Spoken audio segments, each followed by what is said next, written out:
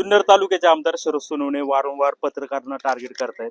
पत्रकारांनी काय त्यांचं घोडं मारलंय अजूनही माहित नाही. त्यांनी स्पष्ट होऊन सांगा कोणत्या बातमीमुळे त्यांना त्रास झाला. आता अतुल बेनके यांनी सांगितलं का मी डुडी यांशी बोललो आणि डुडी यांनी अतुल बेनकेंना असं सांगितलं का आपण ती सुनावणी रद्द करतोय किंवा करूया. तीच बातमी जर एखाद्या पत्रकाराने केली असेल तर यांना अडचण व्हायचं कारण काय. आणि यांच्यात एवढीच हिंमत असेल तर यांनी ती सुनावणी रद्द करून दाखवायला पाहिजे होती. असं न करता तिथं आदिवासी बांधवांच्या पुढे एक सांगायचं आणि ते म्हणतात मला प्रकल्पच माहित नाही. मग आमदारकीचा उपयोग काय आपला. तिकडे एक बोलायचं, जिल्हाधिकारी कार्यालयामध्ये एक बोलायचं. आणि एखाद्या समजा पत्रकारांनी एक बातमी केली, त्यांना राग काय आहे का त्या अतुल बेनकेंनी त्यांच्यावर काहीतरी पैशांचा आरोप केला. आता ते त्यांना ते माध्यमांसमोर काय मांडता येत नाही, कारण की त्यांचं म्हणणे का सगळे माध्यम बोगस आहे, धंदेखोर आहेत. मग यांच्याकडून मग हे यांना जर माध्यम समजा दाखवत नसतील तर मग काहीतरी एखाद्या पत्रकाराची काहीतरी चुकी काय नसलेली दाखवायची, काढायची आणि तीच उपस्थित करायची. आणि झाले असं का हळूहळू त्यांना इतकं त्या सत्तेचे हे झालेलं आहे. आमदार झाल्यापासून ते वेगळेच आयुर्भावात वागतात. आमदार नसल्याच्या नंतर जमिनी वाचतात आणि आमदार खुर्ची भेटल्याच्या नंतर असं काय होतं त्यांना का ते डायरेक्ट ढागामध्येच जातात.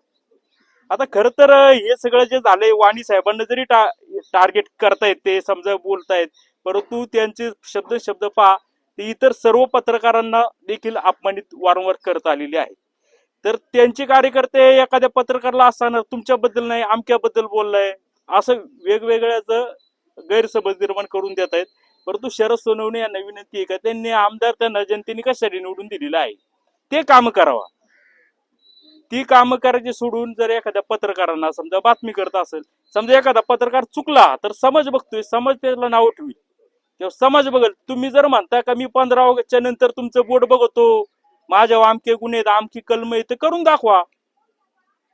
2 दिवसांमध्ये ते चॅनल बंद करणार होते. तो विषय तर लांबचा राहिलाय.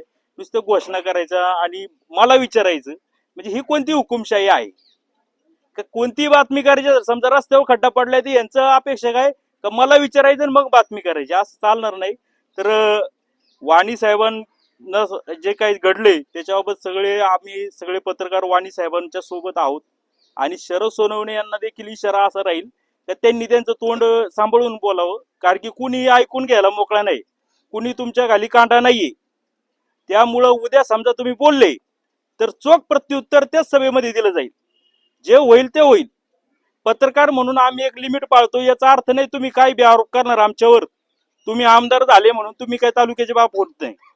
त्यामुळं आमची विनंती आहे आमदार साहेबांना, आम्ही साहेब म्हणतोय, उद्या तुम्ही आता वारंवार आमची इज्जत काढताय.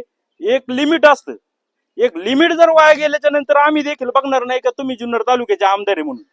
तर सर्व पत्रकारांचा म्हणजे मी तर बोललोय आणि सर्व पत्रकार जमले त्याबद्दल सर्वांचं धन्यवाद.